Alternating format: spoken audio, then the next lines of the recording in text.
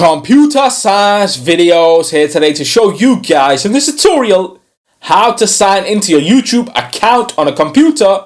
Without further ado, let us start the video. So in this tutorial, you need to have access to a Mac computer, a YouTube account which is connected to your Google account. So we can now go all the way down to the dock, go to your web browser, which is Safari in this case, click on this, go to youtube.com.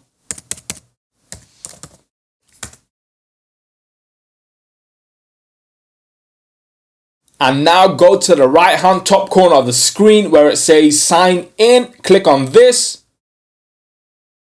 You should see your account ready to be clicked on, or if not, you will physically have to put the credentials in order to sign into your account.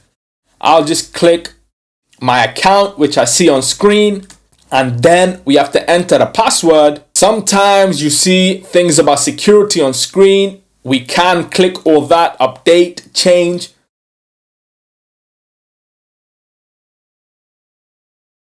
Once we have accepted everything we see on screen, now we have signed into the account. Go to YouTube Studio, and here we are on screen in our YouTube account.